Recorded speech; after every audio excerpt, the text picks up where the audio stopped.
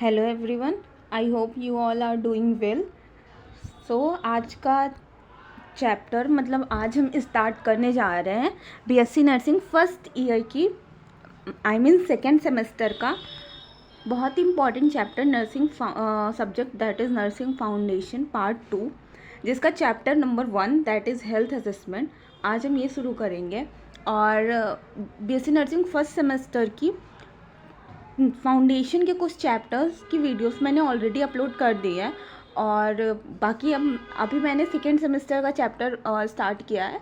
First semester और second semester हम दोनों लेके चलेंगे, यानी कि हम फाउंडेशन ख़त्म करेंगे, नर्सिंग फाउंडेशन पार्ट 1 और पार्ट 2। तो आज हम नर्सिंग फाउंडेशन पार्ट 2 का चैप्टर 1 हेल्थ असेसमेंट देख लेते हैं। First we will see the introduction of this chapter. Health assessment is a fundamental component of nursing practice that involve the systematic collection, verification and analysis of data about a patient health status। Health assessment क्या है? एक fundamental component है nursing practice का। ऐसा समझिए कि ये एक सिस्टमैटिक वे है, एक ऑर्गेनाइज्ड वे है जिससे हम पेशेंट के डाटा को क्या करते हैं, कलेक्ट करते हैं, वेरीफाई करते हैं और उसको एनालाइज करते हैं और स्टोर करके रखते हैं। ठीक है, it serve as the first step in nursing process and provide the basis for identification health problems, planning care, implementing intervention and evaluating outcomes. ठीक है, तो जैसे जब कोई भी पेशेंट है वो पहली बार आता है हमारे हॉस्पिटल में, ठीक है, तो सबसे पहले हम क्या करते हैं? सबसे पहले हम उसकी नर्सिंग प्रोसेस का सबसे पहला जो स्टेप है वो है हेल्थ असेसमेंट। ठीक है, सबसे पहले हम उसके हेल्थ के बारे में पूछेंगे। जब आपको उसकी कंडीशन पता होगी तब ना आप उसको केयर दोगे। ठीक है, तो हेल्थ नर्सिंग प्रोसेस में सबसे पहले हम क्या करते हैं, हम हेल्थ असेसमेंट करते हैं। तो हमें पेशेंट की कंडीशन पता चल गई। ठीक है, अब उस हिसाब से हम नर्सिंग केयर प्लान बनाते हैं, जिसको हम क्या बोलते हैं, एनसीपी। ठीक है, नर्सिंग केयर प्लान बनाते हैं पेशेंट के डिसीज़ के अकॉर्डिंग। ठीक है, कि पेशेंट की प्रेफरेंस क्या है। जैसे कोई पेशेंट है, उनके पैर में स्वेलिंग है, रेडनेस है, पेन हो रहा है। ठीक है, तो अब एनसीपी में क्या आएगा कि हमें नर्सिंग केयर प्लान में उन्हें क्या केयर देनी है। तो हमें उनके स्वेलिंग को कम करना है, हमें उनके पेन को कम करना है, हमें उन्हें कंफर्ट प्रोवाइड करना है। ठीक है, तो ये होती है हमारी प्लानिंग। ठीक है, अब जब हमने प्लान कर लिया फिर उसको इम्प्लीमेंट करेंगे। ठीक है, जो भी हमने कंफर्ट डिवाइसेस यूज़ करने हैं वो हम यूज़ करेंगे, पेशेंट को कंफर्ट देंगे। उसके बाद इवैल्यूएट करेंगे आउटकम्स कि हमने जिस हिसाब से हम जैसे हमें स्वेलिंग कम करनी थी तो हम इवैल्यूएट करेंगे कि हमारे केयर देने से हम उसमें कोल्ड कंप्रेस या हॉट कंप्रेस दे सकते हैं अकॉर्डिंग टू फिजिशियन जो भी वो प्रिस्क्राइब करेंगे। तो हमने जो भी केयर दिया है पेशेंट को उसके अकॉर्डिंग उनकी स्वेलिंग कम हुई या फिर नहीं हुई, ठीक है, पेन कम हुआ या नहीं हुआ, तो हम सबसे पहले जब भी पेशेंट आता है तो हम हेल्थ असेसमेंट करते हैं। ठीक है, फिर हमारा कुछ गोल होता है, फिर हम एनसीपी यानी नर्सिंग केयर प्लान बनाते हैं, उसको इम्प्लीमेंट करते हैं और इवैल्यूएशन करते हैं। तो इस चैप्टर में हम यही पढ़ने वाले हैं। हम इस चैप्टर में हेल्थ असेसमेंट के बारे में पढ़ेंगे, फिज़िकल एग्जामिनेशन के बारे में पढ़ेंगे और नर्सिंग केयर प्लान के बारे में पढ़ेंगे। तो ये चैप्टर पूरे फाउंडेशन का बेस है। आप जो भी सेकेंड सेमेस्टर में आप जो भी नर्सिंग फाउंडेशन पढ़ोगे जितनी भी, उसका बेस है ये chapter that is called health assessment.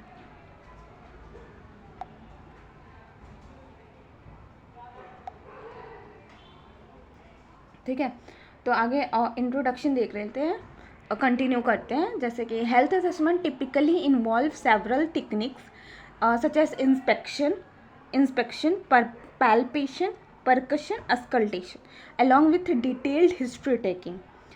It requires strong communication skill, critical thinking and clinical judgment to ensure accurate and effective data collection.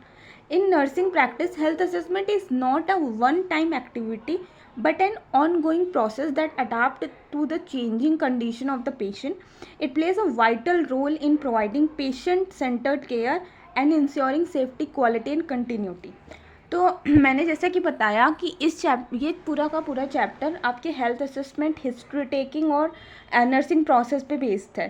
ठीक है।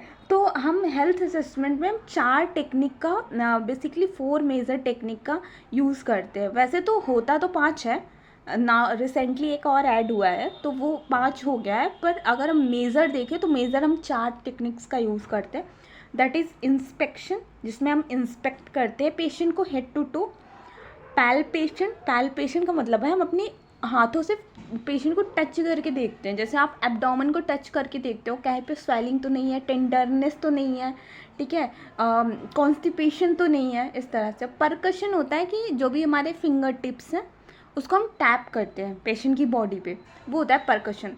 और अस्कल्टेशन होता है कि आप स्टेथोस्कोप की हेल्प से बॉडी साउंड को सुन रहे हो, आप हार्ट साउंड सुनते हैं, बावल साउंड सुनते हैं एब्डोमेन पे, लंग साउंड सुनते हैं, तो वो होता है परकशन। तो हेल्थ असेसमेंट में हम ये 4 चीज़ें यूज़ करते हैं, ठीक है, इंस्पेक्शन, पैल्पेशन, परकशन और एस्कल्टेशन। और जो वो 5वीं की मैं बात कर रही थी, 5th जो अभी रिसेंटली ऐड हुआ है, दैट इज़ ऑल्फैक्शन, मतलब स्मेल, कि आपका अगर पेशेंट आता है तो पेशेंट का माउथ ऑर्डर कैसा है, मतलब उसके मुंह से कैसी स्मेल आ रही है, पेशेंट की बॉडी से किस तरह से स्मेल आ रही है, ठीक है, तो वो होता है ऑल्फैक्शन। तो इसमें हेल्थ असेसमेंट में टोटल 5 टाइप्स होते हैं, मतलब 5 टेक्निक्स होती हैं। इंस्पेक्शन, जिसमें हम ऊपर से नीचे तक पेशेंट को देखते हैं, ठीक है, काफ़ी ज़्यादा चीज़ें हमें पेशेंट को देख के पता चल जाती है, जैसे पेशेंट कितना थका हुआ है, और पेशेंट ने के साफ़ सुथरा कपड़े पहने हैं, उसकी हाइजीन किस तरह से मेंटेन है, नेल्स कटे हुए हैं या नहीं कटे हुए हैं, ठीक है, बॉडी पे कहीं रेडनेस, स्वेलिंग, पैचेस वगैरह तो नहीं है, तो ये हम इंस्पेक्शन में देखते हैं। पैल्पेशन में हम टच करके देखते हैं, परकशन में हम फिंगर्स को टैप करके देखते हैं, अस्कल्टेशन में हम स्टेथोस्कोप की हेल्प से बॉडी की साउंड्स को सुनते हैं, ठीक है।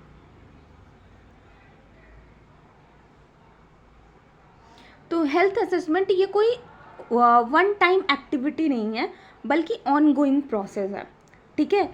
जैसे कि हमारे पास कोई पेशेंट एडमिट हुआ है ना, तो ये नहीं है कि जब वो पेशेंट हॉस्पिटल में आया तो हमने एक बार उसका असेसमेंट कर लिया, फिर वो एडमिट हो गया, फिर हमने उसे छोड़ दिया, नहीं, ऐसा नहीं है। हेल्थ असेसमेंट एक ऑन गोइंग प्रोसेस है कि आपके पेशेंट में कितना, उसकी हेल्थ में कितना सुधार आया है, आपका पेशेंट कितना रिकवर हो रहा है। तो हम कॉन्टीन्यूसली, जब तक पेशेंट हमारे हॉस्पिटल में है तब तक हम कॉन्टीन्यूसली उसका असेसमेंट करते हैं, ताकि हमें पता लगता रहे कि हम जो केयर उसको दे रहे हैं पेशेंट को, उस हिसाब से उसका इम्प्लीमेंटेशन जो हम कर रहे हैं उसका आउटकम उतना ही निकल के आ रहा है या नहीं, मतलब हमारे पेशेंट की हेल्थ में कितना सुधार हो रहा है।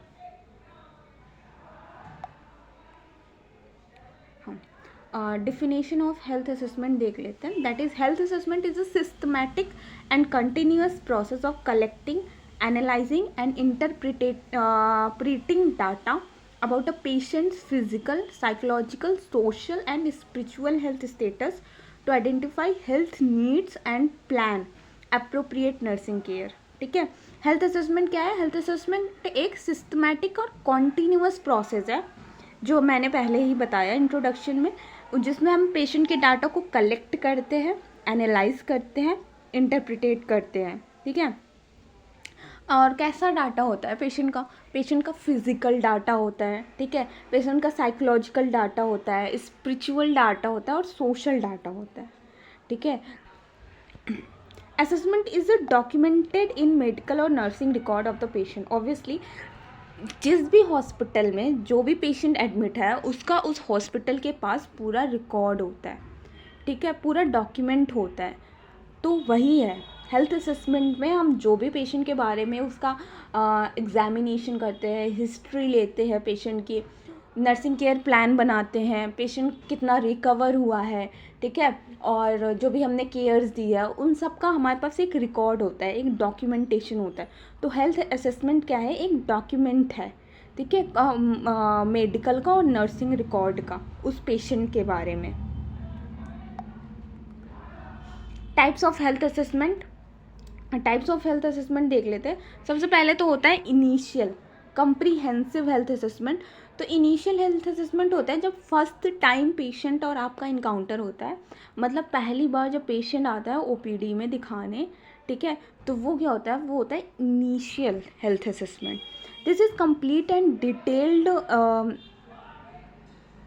evaluation of a patient's overall health. It includes full history taking and physical examination of body parts system.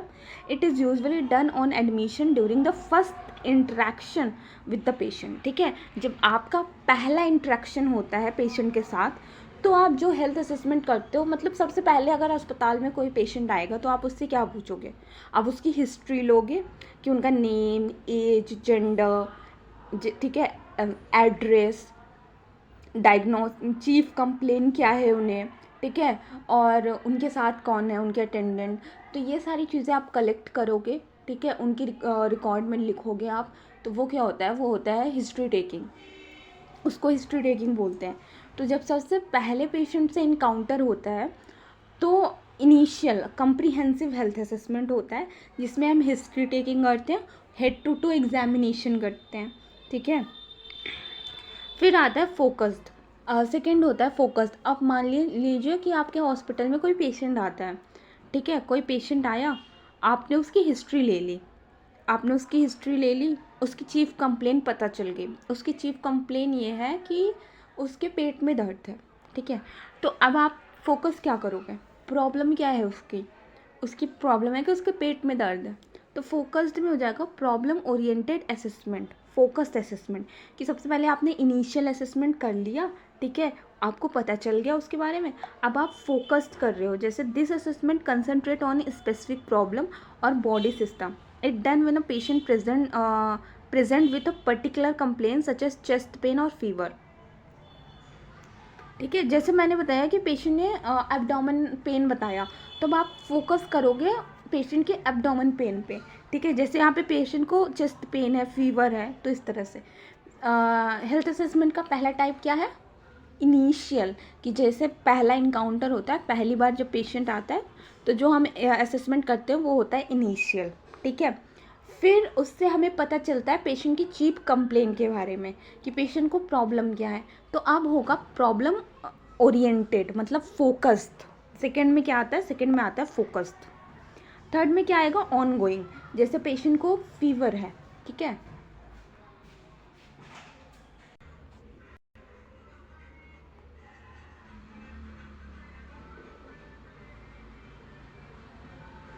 हाँ, ठीक है। तो हमने दो टाइप्स पढ़ लिए। सबसे पहले क्या था? कम्प्रीहेंसिव, मतलब इनिशियल, जब पहली बार इनकाउंटर होता है पेशेंट का। उसके बाद होता है प्रॉब्लम ओरिएंटेड, मतलब पेशेंट को प्रॉब्लम क्या है, लाइक फीवर है, तो अब हमारा मेन गोल क्या बन गया है? फीवर रिड्यूस करना। उसके बाद आता है on going partial assessment. This is a continuous assessment carried out to monitor the patient condition and to identify changes in health status. ये क्या होता है? ये ऑन गोइंग होता है, मतलब जब तक हमारा पेशेंट हमारे हॉस्पिटल में है तब तक उसका असेसमेंट होता रहता है। That is on going assessment, कि उसमें उसको फीवर था तो वो फीवर कितना रिड्यूस हुआ है, ठीक है, उसको पेन कितना रिड्यूस हुआ है, तो वो हम देखते हैं। फिर आता है इमरजेंसी असेसमेंट। इमरजेंसी असेसमेंट जिसमें रैपिड असेसमेंट होती है लाइफ थ्रेटनिंग सिचुएशंस में। This is perform in a life threatening situation. The priority is to quickly identify and manage critical problem, airway, breathing and circulation. जैसे accident वगैरह का case होता है, ठीक है, एक्सीडेंट में हम यूज़ करते हैं emergency assessment.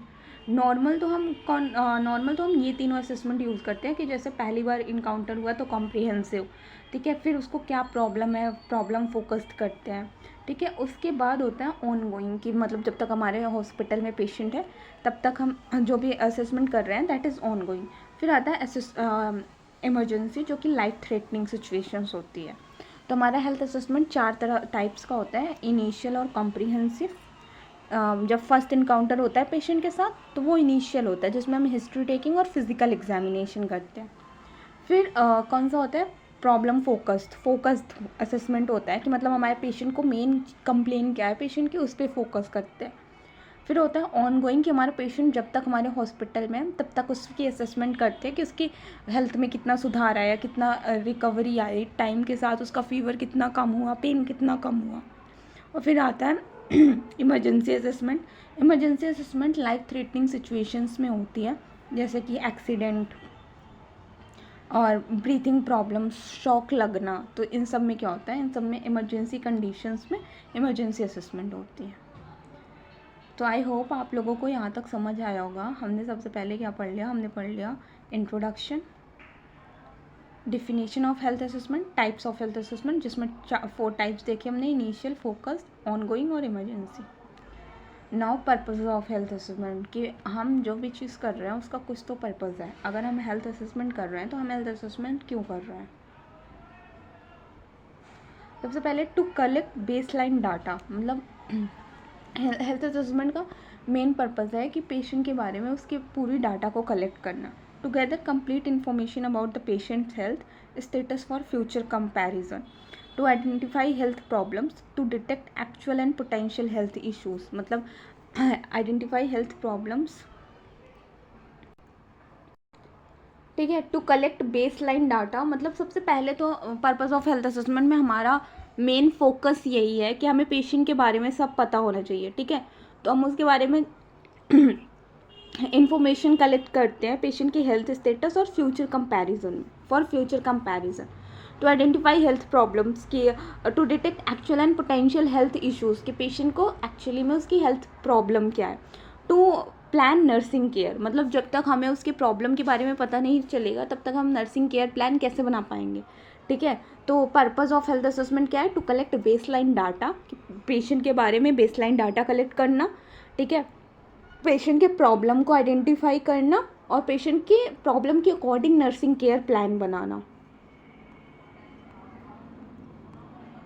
To monitor health status, मतलब कि ऑब्जर्व करना पेशेंट के कंडीशन में कितनी चेंज आई है, कि मतलब जो जिस कंप्लेन के साथ पेशेंट हमारे हॉस्पिटल में आया था वो उससे कितना रिकवर हो रहा है, तो उसको क्या कहते हैं, मॉनिटर करते हैं। इवैल्यूएट ट्रीटमेंट आउटकम्स, कि मतलब हम जो भी ट्रीटमेंट दे रहे हैं वो कितना इफेक्टिव है। To determine whether nursing intervention and treatment are effective और नॉट, कि मतलब जो भी हमने जो नर्सिंग केयर प्लान बनाया है और जो हम पेशेंट को ट्रीटमेंट दे रहे हैं वो इफेक्टिव है या फिर नहीं है।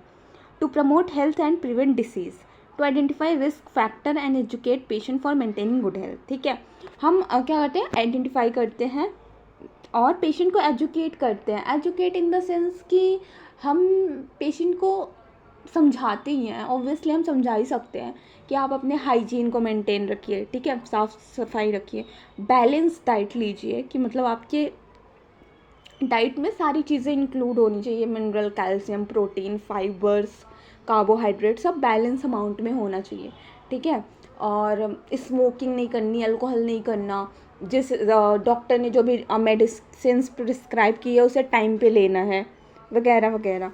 To ensure patient safety, to recognize complications early and take appropriate action, ठीक है। इंश्योर पेशेंट सेफ्टी, मतलब हेल्थ असेसमेंट में हमारा मेन फोकस तो पेशेंट की सेफ्टी ही है। हम इंश्योर करते हैं कि जो भी पेशेंट को प्रॉब्लम है हम उसको जितनी जल्दी जो है उतनी जल्दी हम उसको डिटेक्ट कर लें और उस हिसाब से पेशेंट को क्या दे, केयर दे।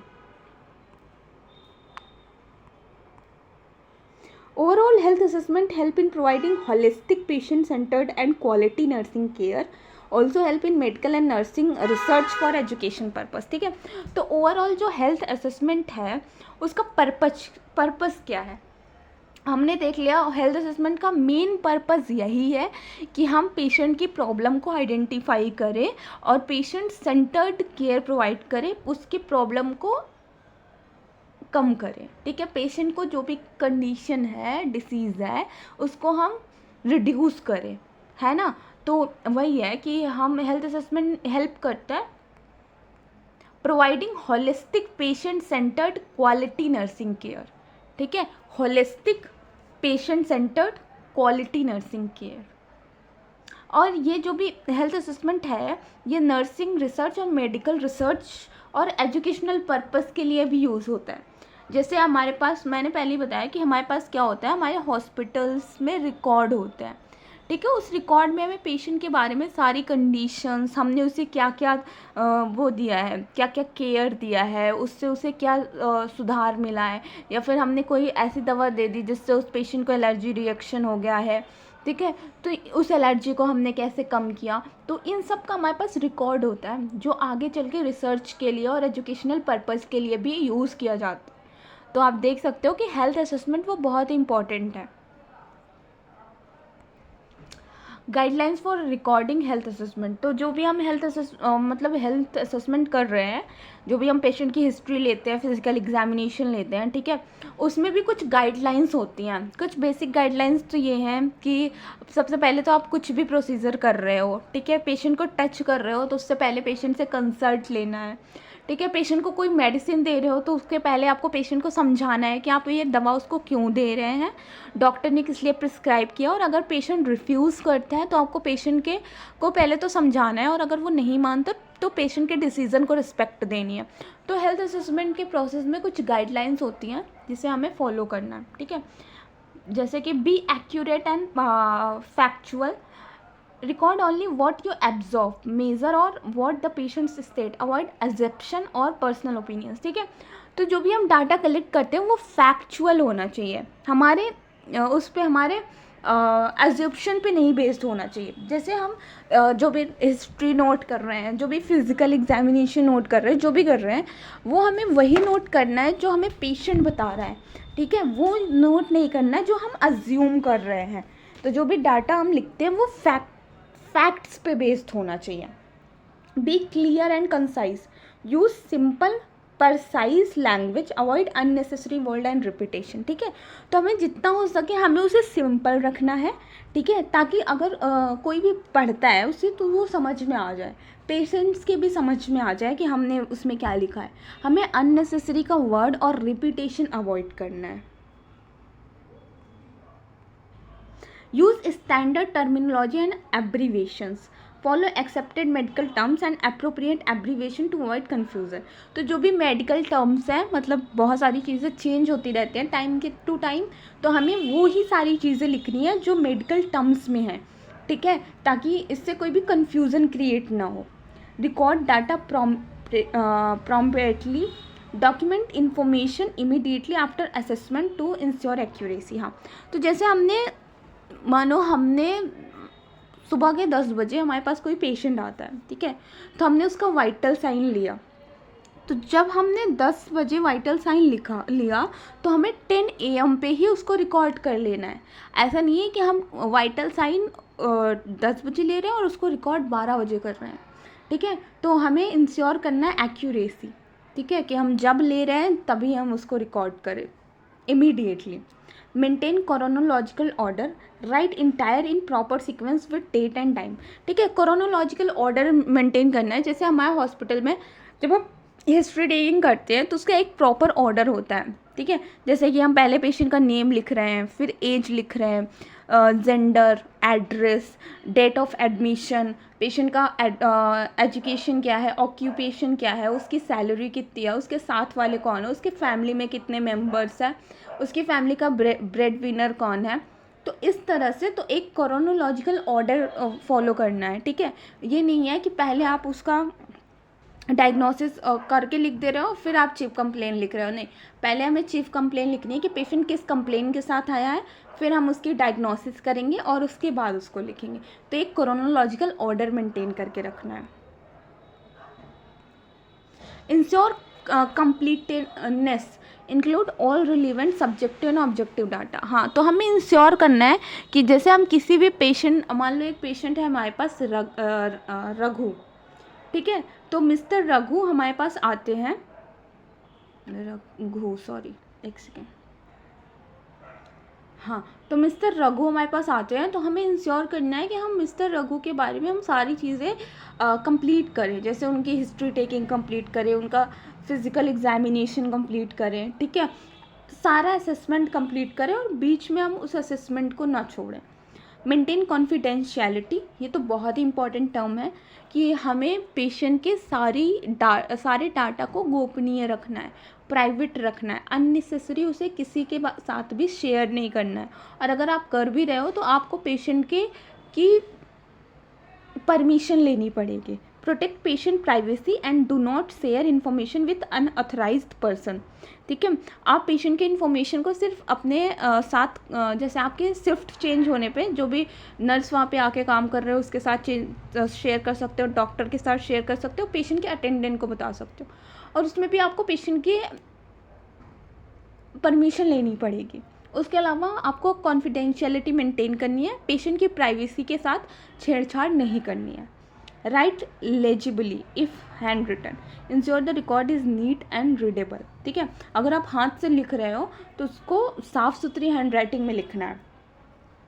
अवॉइड इरेजिंग और ओवर राइटिंग, मतलब इरेजिंग, ओवर राइटिंग, वाइटनर का यूज़, कट पिट, ये सारी चीज़ें अवॉइड करनी है और करेक्ट इन्फॉर्मेशन लिखनी है विथ साइन।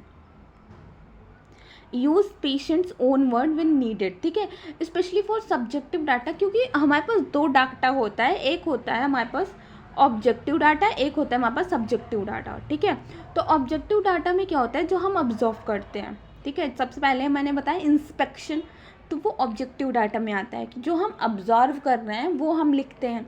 ठीक है, like swelling in left leg, redness with swelling and pain, तो ये मतलब पेन तो पेशेंट बताएगा, बाकी हम स्वेलिंग और रेडनेस हम खुद ऑब्जर्व कर रहे हैं।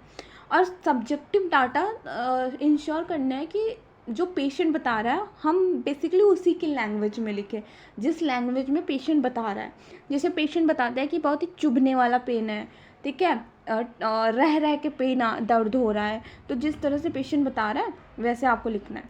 Sign each entry, include your name, designation and signature as per policy. तो जैसे मैं हिस्ट्री ले रही हूँ तो मैं अपना नाम लिखूँगी, अपना डेजिग्नेशन लिखूँगी। डेजिग्नेशन आई मीन आप क्या हो, आप स्टाफ नर्स हो, वार्ड बॉय हो, सीनियर नर्सिंग ऑफिसर हो, स्टूडेंट हो। ठीक है, तो आपको अपना डेजिग्नेशन लिखना है और सिग्नेचर करना है। तो ये होते हैं कुछ guidelines about health assessment. This guidelines help ensure proper documentation, legal safety and continuity of patient care. तो ये गाइडलाइंस हेल्प करते हैं प्रॉपर डॉक्यूमेंटेशन में। जैसा कि मैंने पहले बताया, डॉक्यूमेंटेशन जो पेशेंट का रिकॉर्ड है वो बहुत ही इम्पॉर्टेंट होता है पेशेंट के लिए भी, और डॉक्टर और नर्सिंग, मेडिकल और नर्सिंग में भी। जैसे वो यूज़ होता है आगे चल के एजुकेशन पर्पज़ के लिए और रिसर्च में, और वो एक लीगल सेफ्टी देता है किसी भी हॉस्पिटल को और नर्सिंग होम को, and continuity of patient care, और हम अच्छे से पेशेंट को केयर दे सकते हैं। पर प्रोसेस ऑफ हेल्थ असेसमेंट देख लेते हैं।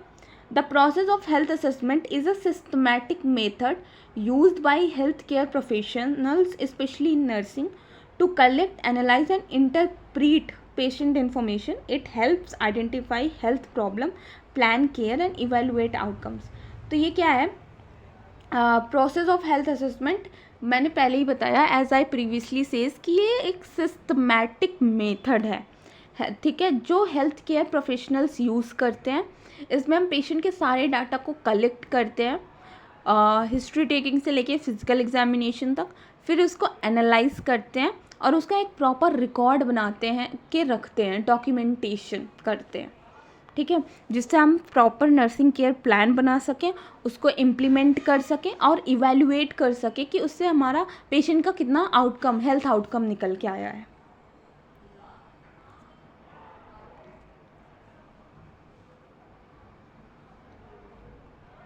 प्रोसेस ऑफ हेल्थ असेसमेंट में सबसे पहला होता है data collection. Data collection as I previously says कि first and most important step है ये असेसमेंट फेज का। ठीक है, इसमें दो तरह से डाटा होता है, सब्जेक्टिव डाटा और ऑब्जेक्टिव डाटा।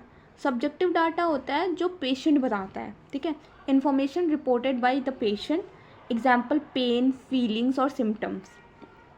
सब्जेक्टिव डाटा जो हमें पेशेंट बताता है अपनी पेन के बारे में, कि उसे कहाँ पे पेन हो रहा है, अपने फीलिंग्स के बारे में, सिम्टम्स के बारे में, तो वो तो होता है सब्जेक्टिव डाटा। ठीक है, ऑब्जेक्टिव डाटा जो हम ऑब्जर्व करते हैं, ऑब्जर्वेबल एंड मेजरेबल साइन, जैसे वाइटल्स लेते हैं हम, ठीक है, लैब रिजल्ट्स आती हैं, CBC वगैरह की रिपोर्ट्स आती हैं, तो वो सब क्या होती है, वो सब ऑब्जेक्टिव डाटा होता है।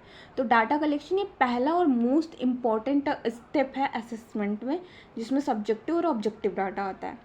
अब मेथड कौन से होते हैं इसमें? Interviewing the patient, physical examination, reviewing medical history and record. ठीक है, इसमें हम क्या करते हैं, इंटरव्यू करते हैं, इंटरव्यू लेते हैं पेशेंट का, फिजिकल एग्जामिनेशन करते हैं और मेडिकल की रिव्यू करते हैं मेडिकल हिस्ट्री और रिकॉर्ड्स को। ठीक है, तो सब्जेक्टिव डाटा में तो आप यही करोगे, इंटरव्यू लोगे पेशेंट से, उससे पूछोगे। ठीक है, ऑब्जेक्टिव डाटा में आप क्या करते हो, फिजिकल एग्जामिनेशन करते हो, वाइटल्स लेते हो, टेस्ट करते हो, लैब रिपोर्ट्स देखते हो, तो वो होता है objective data.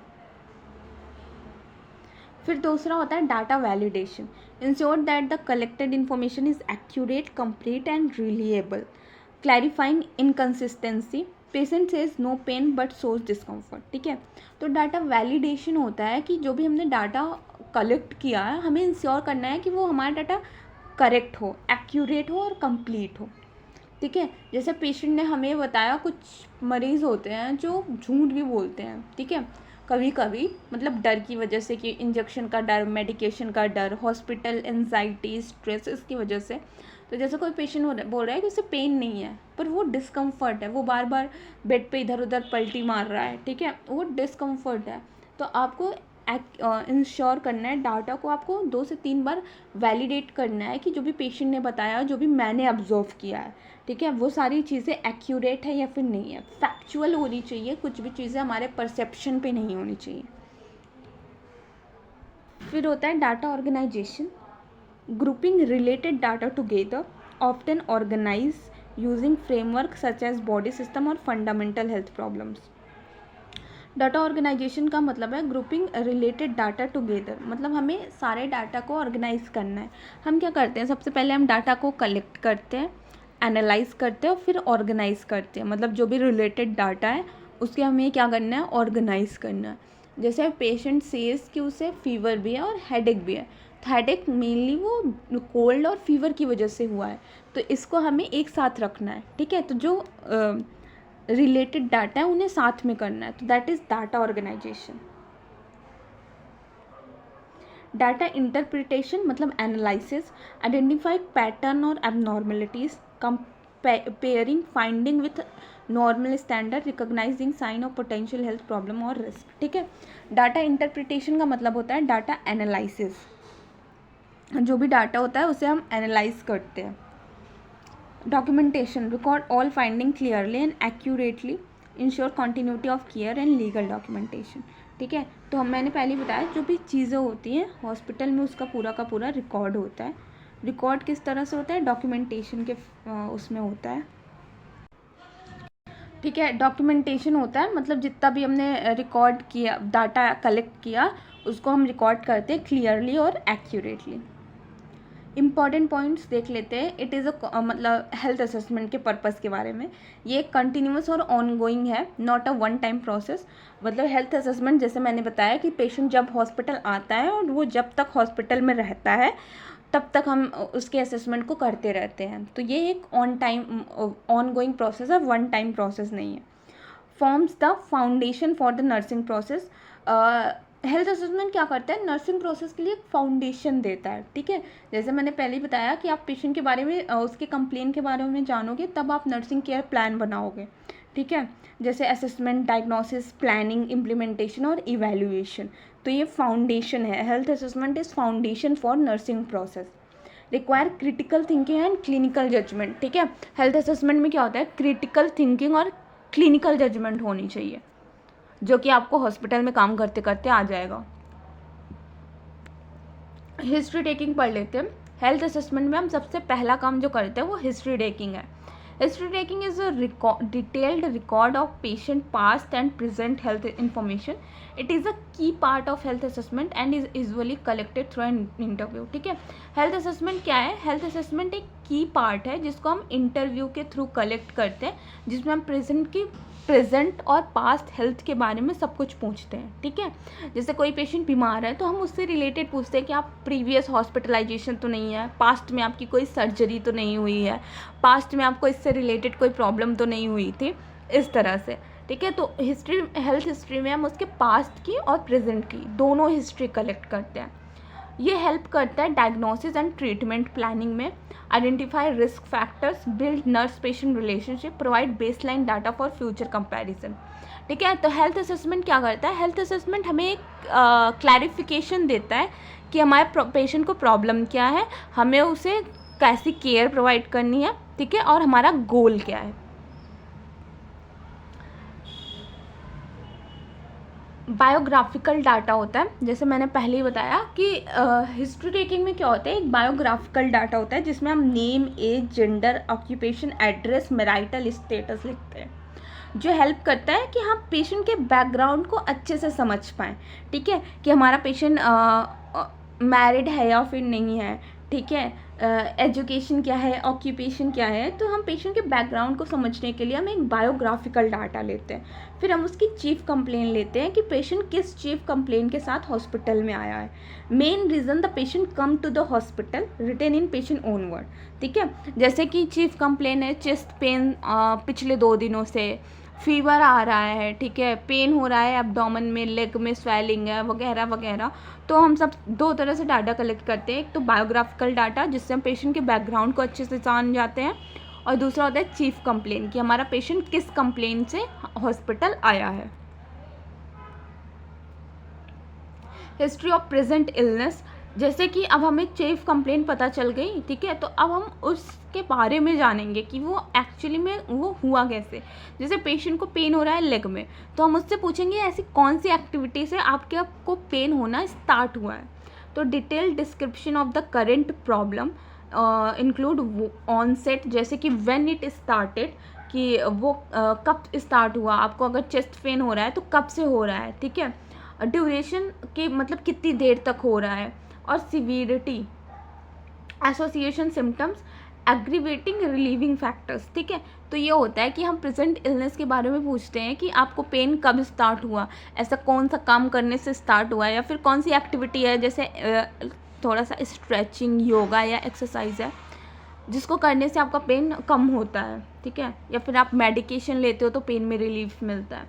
Past medical history, जैसे कि कोई भी प्रीवियस इलनेस के बारे में, और डायबिटीज़, हाइपरटेंशन, टीबी वगैरह, सर्जरीज और हॉस्पिटलाइजेशन, एलर्जी, करेंट मेडिकेशन, ठीक है। तो हम पास्ट मेडिकल के बारे में भी पूछते हैं कि आप प्रीवियस हॉस्पिटलाइजेशन तो नहीं हुआ है आपका, आपके पास्ट में कोई सर्जरी तो नहीं है, आपको डायबिटीज़ वगैरह तो नहीं है, या फिर आप कोई भी करेंटली आप कौन सी दवा ले रहे हैं, या फिर आपको किस चीज़ से एलर्जी है। तो इन सारी चीज़ों के बारे में हम अपने पेशेंट से पूछते हैं। फिर उसकी फैमिली हिस्ट्री लेते हैं कि उसके number of members in family, ठीक है, हेरिडिटी डिसीज़ तो नहीं है, जैसे कि हार्ट डिसीज़ और कैंसर। तो पेशेंट की बैकग्राउंड के साथ साथ उसके फैमिली के बारे में भी जानना बहुत ज़रूरी है कि पेशेंट जो हमारा जिसको वो हुआ है वो हेरिडिटी डिसीज़ की वजह से तो डिसऑर्डर तो नहीं है। पर्सनल और सोशल हिस्ट्री लेते हैं कि पेशेंट को कोई पर्सनल हैबिट तो नहीं है स्मोकिंग और ड्रिंकिंग की, उसकी स्लीप पैटर्न कैसा है, डाइट कैसी है, ठीक है, ऑक्यूपेशन और लाइफस्टाइल कैसी है। और अगर वो फीमेल पेशेंट है तो उनके मेंसेस के बारे में पूछते हैं, मेंस्ट्रुअल हिस्ट्री लेते हैं कि menstrual history, pregnancy history, immunisation history कि वैक्सीनेशन वगैरह ली है या फिर नहीं। Review of system, systematic check of body system, जैसे रिस्पिरेशन, कार्डियोवास्कुलर, गैस्ट्रोइंटेस्टाइनल टाइनल, हेल्प डिटेक्ट अननोटिस सिम्टम्स, ठीक है।